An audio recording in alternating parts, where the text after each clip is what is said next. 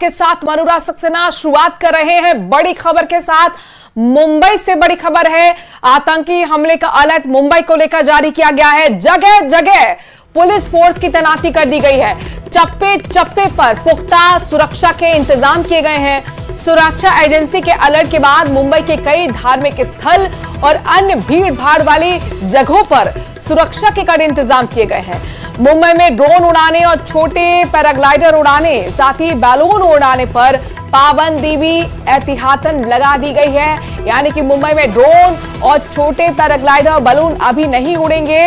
दरअसल मुंबई को लेकर बड़ा अलर्ट आतंकवादी हमले का जारी किया गया है। ऐसे में कई सुरक्षा के लिए जवानों को तैनात कर दिया गया है। चप्पे चप्पे पर पुलिस फोर्स की तैनाती है। एजेंसी के अलर्ट के बाद मुंबई के कई धार्मिक स्थल और अन्य भीड़ भाड़ वाली जगहों पर सुरक्षा के कड़े इंतजाम कर दिए गए हैं।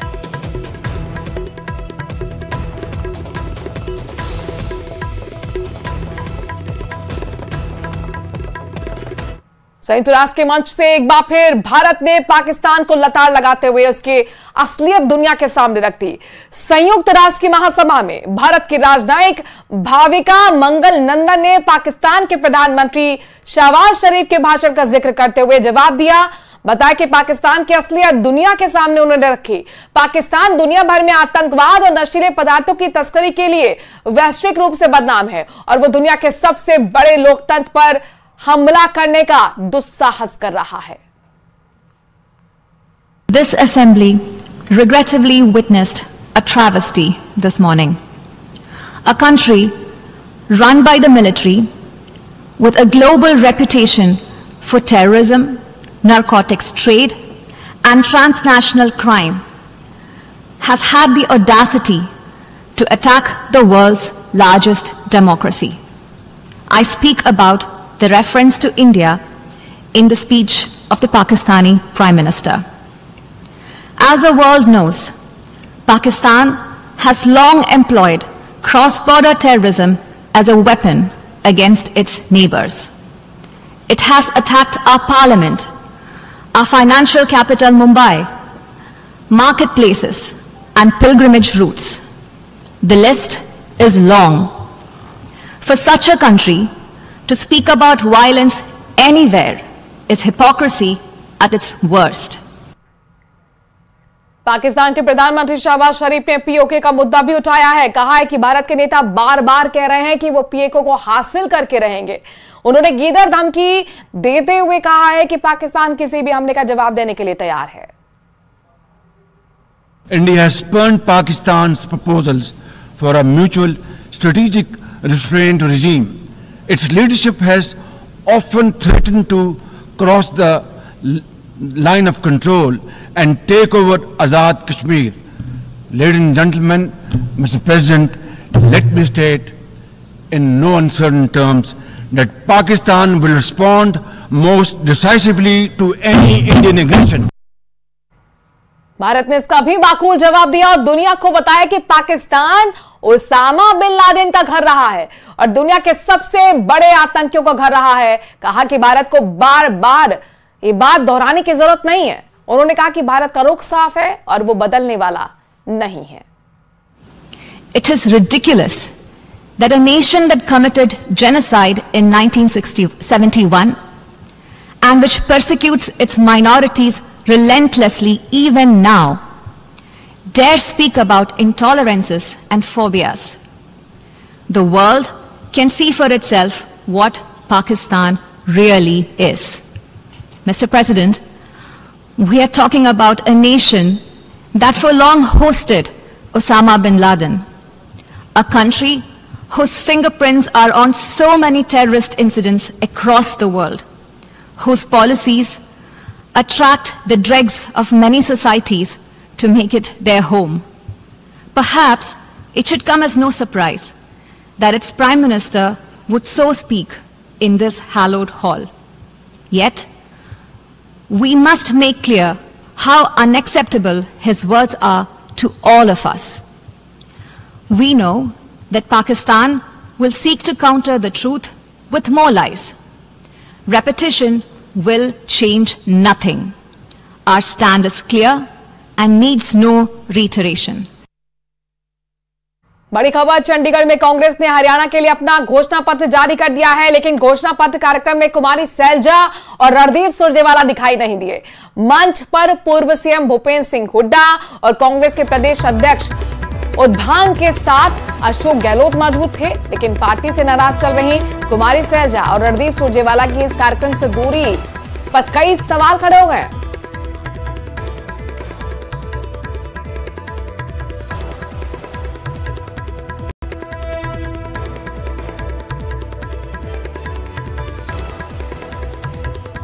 जम्मू कश्मीर से बड़ी खबर है, कुलगाम में सुरक्षा बल को बड़ी कामयाबी हाथ लगी है। सुरक्षा बल ने 2 आतंकियों को मार गिराया है। सुरक्षा बल ने आतंकियों के ठिकानों को उड़ा डाला। मुठभेड़ में सेना के 4 जवान और एक पुलिसकर्मी भी घायल हुए हैं। इलाके में इस वक्त भी सर्च ऑपरेशन चल रहा है। कुलगाम में आपको बता दें कि कई घंटों से मुठभेड़ चल रही थी और आखिरकार अब ये बड़ी सफलता सुरक्षा बलों को उनके हाथ लगी है। 2 आतंकी मुठभेड़ में मार गिराए गए हैं। हालांकि आतंकी के ठिकानों को उड़ाने के बाद मुठभेड़ के दौरान सेना के 4 जवान और एक पुलिसकर्मी भी घायल हुए हैं। इलाके में इस वक्त भी ऑपरेशन चल रहा है, सर्च ऑपरेशन चलाया जा रहा है। खबर ये मिल रही थी कि यहाँ पर आतंकी छिपे हो सकते हैं। 2 आतंकियों की ही जानकारी मिल रही थी, उनको अब मुठभेड़ के दौरान अपडेट देने की मार गिराया गया है। बड़ी सफलता है सुरक्षा बलों की। हालांकि जो आतंकियों के ठिकाने थे उनको भी ध्वस्त करने का काम सुरक्षा बल ने किया है। इसके साथ साथ सर्च ऑपरेशन अभी भी चल रहा है ताकि यह सुनिश्चित कर लिया जाए कि कहीं और आतंकी तो यहां पर छिपे नहीं है।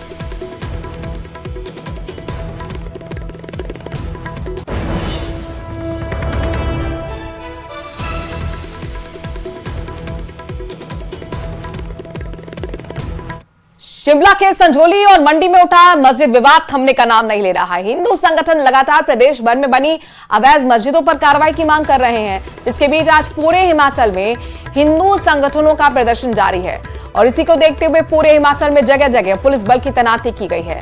मंडी में भी सभी मस्जिदों के बाहर पुलिस का कड़ा पहरा है। 5 अक्टूबर को नगर निगम आयुक्त की कोर्ट में संजौली मस्जिद विवाद मामले में सुनवाई होनी है।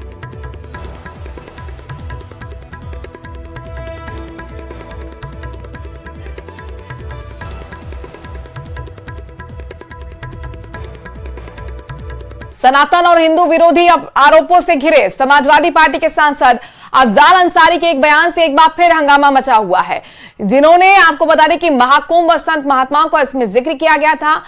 अफजाल के इस बयान के बाद साधु संतों ने उनका विरोध किया, तो वहीं बीजेपी ने समाजवादी पार्टी को एक बार फिर सनातन के अपमान को लेकर कटघरे में खड़ा कर दिया है। कुंभ लगने जा रहा है ना, एक आध मालगाड़ी भी अगर चली जाएगी गांजा की तो खत्म हो जाएगी। यह समाजवादी पार्टी के लिए समाप्तवादी पार्टी होने का कारण बनेगा। सनातनी कोई हाथ में चूड़ी नहीं पहन रखा है, गलतफहमी में ना रहे कि हम जातियों में बटे हुए हैं।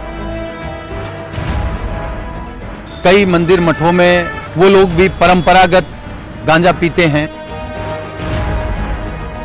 पद पर रहते हुए मर्यादित भाषा और बयानों को देना चाहिए। संत और सनातन पर समाजवादी पार्टी का स्टैंड जगजाहिर है। कई ऐसे मामलों में समाजवादी पार्टी के नेता सनातन के खिलाफ जहर उगलते दिखे हैं। एक बार फिर समाजवादी पार्टी के सांसद अफजाल अंसारी ने साधु संतों के खिलाफ विवादित बयान दिया है। पूरी महफिल लगा के गांजा पीते हैं, जिसमें उन्होंने गांजा को लेकर साधु संतों और महात्माओं पर सवाल उठाए। उनका कहना है कि कुंभ में एक मालगाड़ी गांजा चला जाए तो खप जाएगा, क्योंकि साधु संत और महात्मा बड़े शौक से भगवान का प्रसाद कहकर गांजा पीते हैं। गांजा को हम कहते हैं कि आप कानून का दर्जा देके इसे वैध कर दो, लेकिन कानून का इतना बड़ा माखौल क्यों लाते हो? लाखों करोड़ों की संख्या में गांजा पीने वाले लोग खुलेआम गांजा पीते हैं, पूरी महफिल लगा के गांजा पीते हैं, बड़े बड़े धार्मिक आयोजनों में लोग गांजा पीते हैं, उसे भगवान का प्रसाद और बूटी कह करके पीते हैं। तो भगवान का प्रसाद और बूटी है तो अवैध क्यों है भाई? कुंभ लगने जा रहा ना, एक आध मालगाड़ी भी अगर चली जाएगी गांजा की तो खत्म हो जाएगी, वो भी खत्म हो जाएगी। कानून बनाइए तो उसका सम्मान कीजिए उस रास्ते से, और या तो उसको छूट प्रदान करिए। हमारी मांग है कि बहुत सारे साधु संत महात्मा और बहुत सारे समाज के लोग गांजा बड़ा शौक से पीते हैं। सपा सांसद अफजाल अंसारी के इस गंजेड़ी ज्ञान पर विवाद छिड़ गया है। साधु संतों ने सख्त नाराजगी जताते हुए कहा कि यह अखिलेश यादव की चाल है।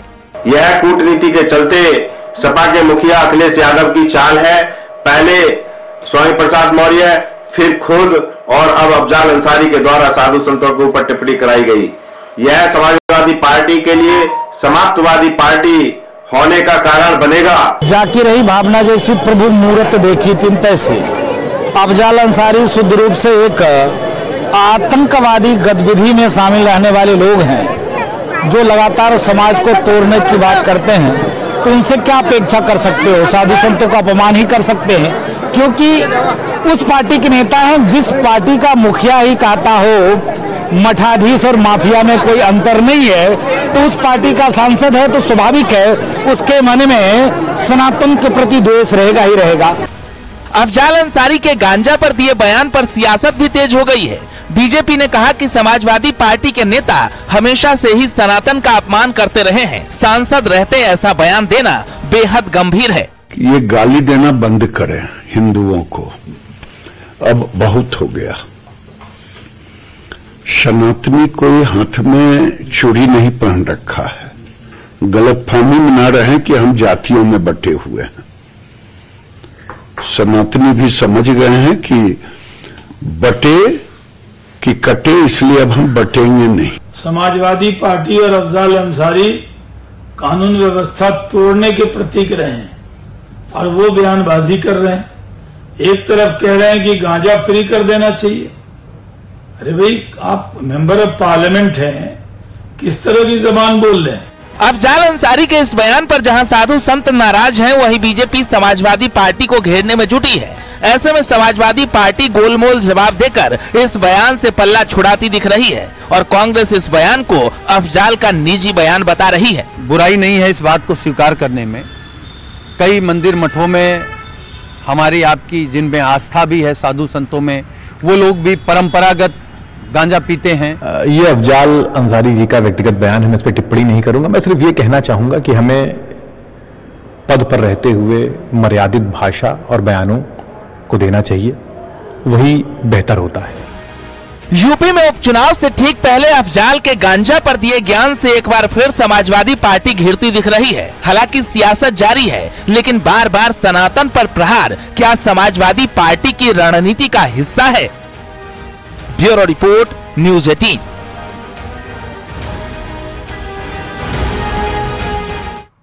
और अब बात बांग्लादेश की, जहां अजान और नमाज के वक्त पूजा और भजन पर पाबंदी लगने के बाद कट्टरपंथी अब एक नई पाबंदी लगाने की मांग कर रहे हैं। बांग्लादेश में जब दुर्गा पूजा के आयोजन और मूर्ति विसर्जन पर भी रोक लगाने की अब मांग की जा रही है।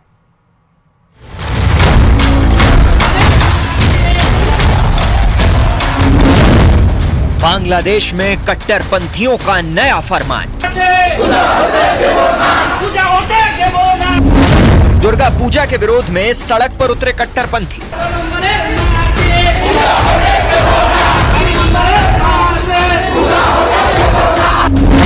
दुर्गा पूजा के लिए हिंदुओं से जजिया टैक्स की मांग।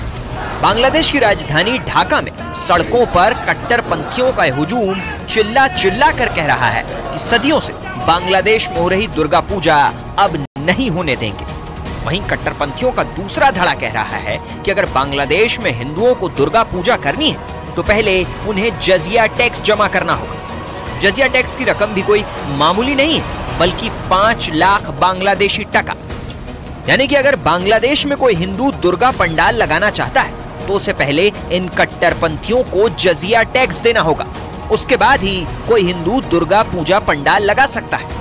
अगर बिना जजिया टैक्स जमा किए कोई हिंदू दुर्गा पूजा करना चाहता है तो शायद उसे उसी हालात का सामना करना पड़ सकता है जो बांग्लादेश में तख्ता पलट के वक्त हुआ।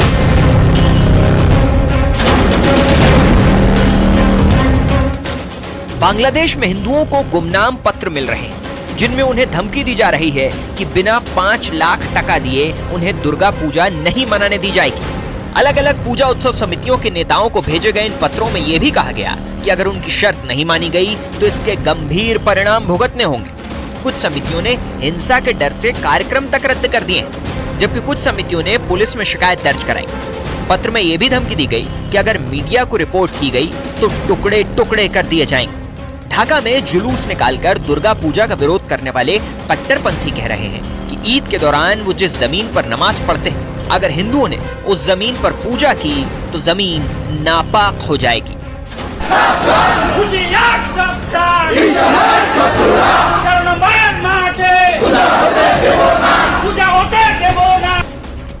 बांग्लादेश में कई जगहों पर तैयार की जा रही दुर्गा प्रतिमाओं को तोड़ने की भी खबर है। हिंदू समुदाय का कहना है कि वो डरे हुए हैं, सरकार से सुरक्षा की उम्मीद कर रहे हैं, लेकिन सरकार, पुलिस या प्रशासन की तरफ से अभी तक हिंदुओं को कोई भी आश्वासन नहीं मिला है और सरकार से ऐसा कोई आश्वासन मिलने की उम्मीद कम ही है, क्योंकि कुछ दिन पहले ही अंतरिम सरकार की तरफ से एक तुगलकी फरमान आया था जिसके मुताबिक बांग्लादेश में अजान के वक्त हिंदू पूजा पाठ नहीं कर सकेंगे। अजान और नमाज के वक्त हिंदू समुदाय के लोगों को लाउड स्पीकर पर भजन सुनने की इजाजत भी नहीं होगी।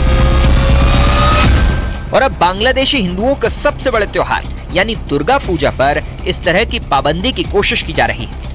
हाल ही में बांग्लादेश में अंतरिम सरकार के मुखिया मोहम्मद यूनुस ने कहा कि तख्ता पलट के बाद अब एक नया बांग्लादेश बन रहा है। तो सवाल है कि क्या नया बांग्लादेश उसी पाकिस्तान की राह पर चल पड़ा है जहां हिंदुओं पर अत्याचार होते हैं, जब मर्जी मंदिरों में तोड़फोड़ की जाती है और हिंदू बेटियों को अगवा कर जबरन कलमा पढ़वाकर निकाह करा दिया जाता है।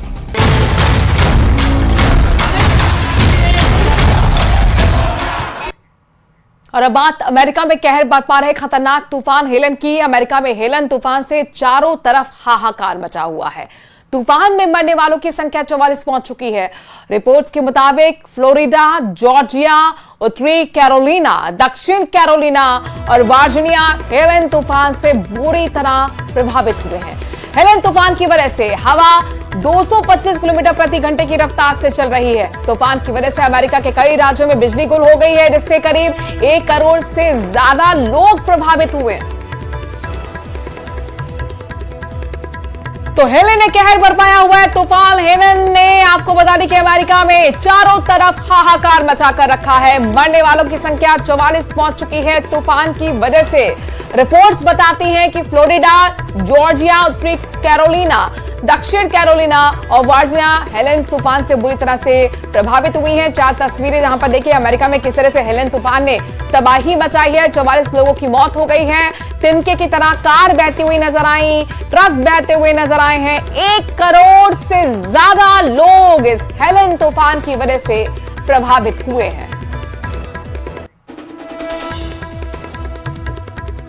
वॉर जोन से बड़ी खबर है। इजराइल के प्रधानमंत्री बेंयामिन नेतन्याहू जिस वक्त यूनाइटेड नेशन के जनरल असेंबली को संबोधित कर रहे थे, ठीक उसी वक्त इजरायली सेना हिजबुल्लाह के बेरूत हेडक्वार्टर पर हमला बोल देती है। बेरूत में हिजबुल्लाह के सेंट्रल हेडक्वार्टर पर इजरायली वायुसेना ने जबरदस्त एयर स्ट्राइक किया है। यह air strike F-35 fighter plane से किया गया है। इस हमले का टारगेट था हिजबुल्लाह लीडर नसरल्लाह। हमले को लेकर लेबनान के स्वास्थ्य मंत्रालय का बयान आया है। कहा है कि 2 लोग इस हमले में मारे गए हैं, 76 घायल हुए हैं। हालांकि नसरल्लाह के बारे में अभी तक हिजबुल्लाह की ओर से कोई बयान नहीं आया है। इजराइल और लेबनान में जारी टकराव के बीच इजरायली प्रधानमंत्री बेंयामिन नेतन्याहू ने यूएन की महासभा में हमास और हिजबुल्लाह साथ ही ईरान पर तीखे बयान दिए हैं। नेतन्याहू ने दावा किया है कि इजरायली सेना ने हमास के 90% ताकत खत्म कर दी है। नेतन्याहू ने यह भी कहा है कि अगर हमास हथियार डाल दे और सरेंडर कर दे तो जंग रुक सकती है। हिजबुल्लाह पर भड़कते हुए नेतन्याहू ने कहा है कि हिजबुल्लाह अब तक 8000 रॉकेट दाग चुका है। ईरान पर बोलते हुए नेतन्याहू ने कहा कि अगर ईरान ने हमला किया तो इजराइल तगड़ा जवाब देगा। Last April, for the first time ever, Iran directly attacked Israel from its own territory, firing 300 drones, cruise missiles, and ballistic missiles at us. I have a message for the tyrants of Tehran. If you strike us, we will strike you. There is no place.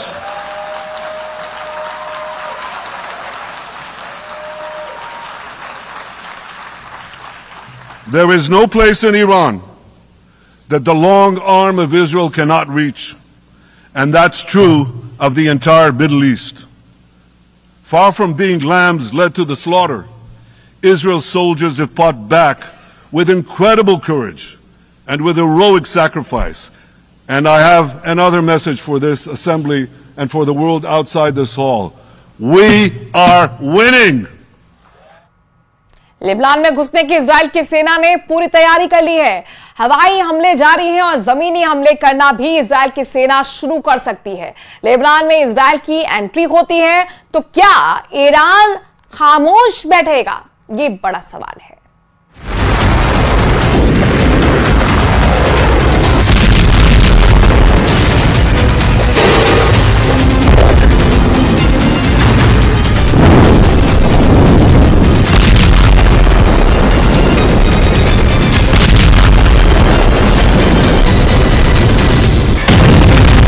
Lebanon पर Israel के serial air strike तो सिर्फ trailer है।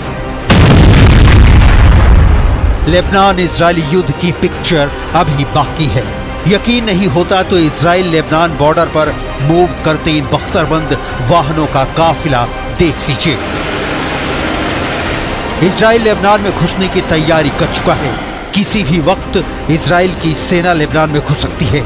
यानी पहले Israel ने Hezbollah को air strike से दहलाया, अब लेबनान के भीतर घुसकर गाजा की तरह तबाह और बर्बाद करने वाला है। Thousands of Iranian-backed Hamas terrorists from Gaza burst into Israel in pickup trucks, on motorcycles, and they committed unimaginable atrocities. They savagely murdered 1,200 people. They raped and mutilated women. They beheaded men. They burned babies alive. They burnt entire families alive, babies, children, parents, grandparents, in scenes reminiscent of the Nazi Holocaust. Hamas kidnapped 251 people from dozens of different countries, dragging them into the dungeons of Gaza. Israel has brought home 154 of these hostages, including 117 who returned alive. Israel की planning है कि वो Lebanon के भीतर घुसकर Hezbollah के ठिकानों पर हमला बोलेगा। इजरायली फौज लेबनान के किस इलाके में सबसे पहले एंट्री की तैयारी कर रही है? इजरायली फौज लेबनान में किन हथियारों से विध्वंस करने की तैयारी कर रही है? इजराइल लेबनान पर कब से जमीनी हमले शुरू कर देगा? और क्या इजराइल लेबनान में रुककर उसके इलाके पर नियंत्रण करने की योजना बना रहा है? इन सारे सवालों का जवाब डिटेल में दिखाएंगे। उसके पहले इजराइल के लेफ्टिनेंट जनरल हर्जी हलेवी को सुन लीजिए। כאן למעלה, אנחנו תוקפים כל היום, גם כדי להכין את השטח לקראת האפשרות של הכניסה שלכם, וגם כדי להמשיך לפגוע בחיזבאללה. חיזבאללה היום הרחיב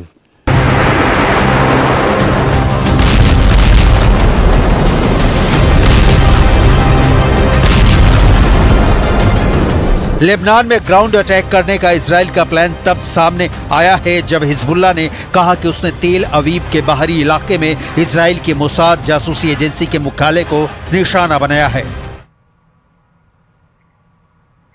और इसी के साथ इस बुलेटिन में आज के लिए इतना ही। आगे देखिए।